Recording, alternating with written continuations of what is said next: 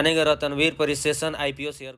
Ratnaveer precision इस IPO के हो चुके हैं लिस्टिंग और कंपनी के एमडी और सीएफओ विजय सांघवी साहब हमारे साथ कार्यक्रम में शामिल हो रहे हैं। 98 रुपये की इशू प्राइस थी और लिस्टिंग दमदार होती हुई दिखी है और इशू को रेस्पॉन्स भी ज़बरदस्त मिला था। करीबन 94 गुना इशू ये सब्सक्राइब हुआ।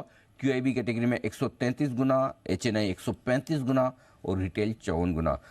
सांघवी साहब बहुत बहुत बधाई आपको। सबसे पहले लिस्टिंग की दमदार लिस्टिंग होती हुई दिखी है, लेकिन लिस्टिंग से भी ज़्यादा रेस्पॉन्स जो आपके आईपीओ का आया था लगभग 94 गुना, किसी भी लिहाज से कम नहीं होता। जरा समझाएं सर, आपकी उम्मीद थी इतने बड़े रेस्पॉन्स की या कुछ वाकई उम्मीद से ज़्यादा रेस्पॉन्स रहा? लिस्टिंग कैसे देखते हैं आप? नमस्कार। नमस्कार सर। रिस्पांस जो मिला है वो बहुत प्यार है इन्वेस्टर का कि जो इतना रिस्पांस मिला है, इतना उम्मीद हमको शायद नहीं था और इन्वेस्टर ने हमको खूब अच्छी तरह कंपनी में इन्वेस्ट किया है और इसके लिए हम लोग उनके खूब खूब आभारी है और नतमस्तक है।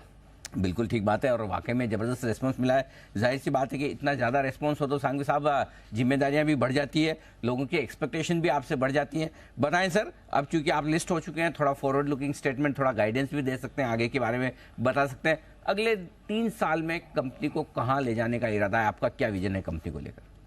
अनिल जी, अभी हम लोग बिल्कुल भी खुलकर बोल सकते हैं और जो कंपनी को, जो इन्वेस्टर ने कंपनी के ऊपर में एक भरोसा जताया है और उस भरोसे पे खरे उतरने के लिए कंपनी का अपना बिजनेस मॉडल बिल्कुल तैयार है और आने वाले 2 साल के अंदर में कंपनी 100 करोड़ से ऊपर का कैपेक्स करने का और एक्सपेंशन प्लानिंग चल रहे हैं और 3 साल के अंदर में हम कंपनी के टॉप लाइन को 2x की तरफ देख रहे हैं जो 1100 करोड़ प्लस होगी और प्रॉफिटेबिलिटी और एबिटा कंपनी का 15% से ज़्यादा रहेगा और प्रॉफिटेबिलिटी कंपनी के 10% से ऊपर जाएगी।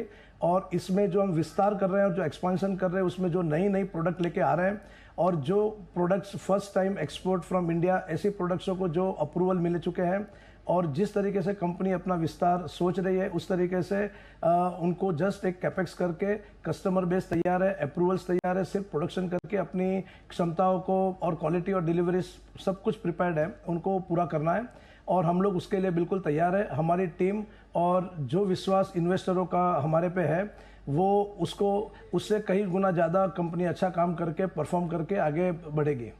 तो आप ये कह रहे हैं कि 3 साल में 1000 से 1100 करोड़ के आसपास का रेवेन्यू आप करेंगे, राइट सर?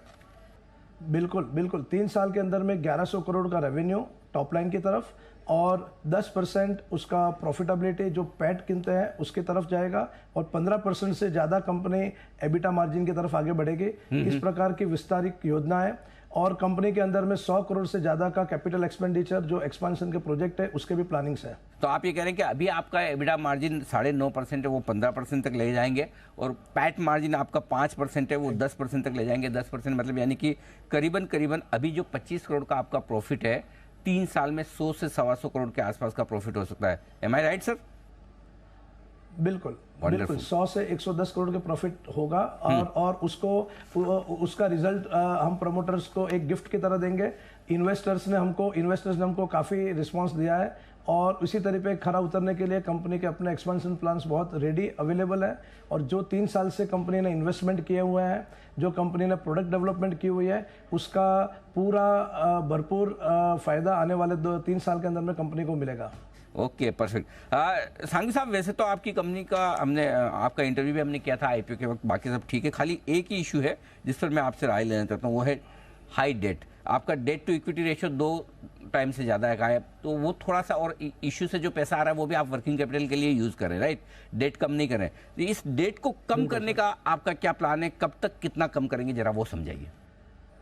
अच्छा, आने वाले 3 साल के अंदर में अभी हम लोग जो आईपीओ का पैसा है, जो कंपनी एक्सपेंशन प्लान्स करे उसके वर्किंग कैपिटल में यूज होगा और आने वाले समय में जो इंटरनल एक्रूवल्स जो कंपनी के एकदम हैंडसम दिख रहे हैं, जो 10% के आसपास की तरफ पहुंचेंगे और उस इंटरनल एक्रूवल से प्लस दूसरे जो कंपनी की अपनी प्रॉफिटेबिलिटी और वैल्यू एडिशन ऑफ प्रोडक्ट को लेकर चल रही है उससे, और अगर आप देखेंगे तो नया फंड जो आ रहा है उससे कॉस्ट ऑफ बोरोइंग अगर आप देखेंगे तो टोटल टर्म लोन जो कंपनी का है वो ऑलमोस्ट 0 है और जो वर्किंग कैपिटल है वो वर्किंग कैपिटल इंसेंटिव इंडस्ट्री है, जो स्टॉक्स और मटेरियल में पैसा रहता है, जो एक प्रकार से एनकैश ही है पर फिर भी आने वाले 3 से 4 साल के अंदर में कंपनी का जो इक्विटी डेट रेशियो है वो 1% से नीचे होगा।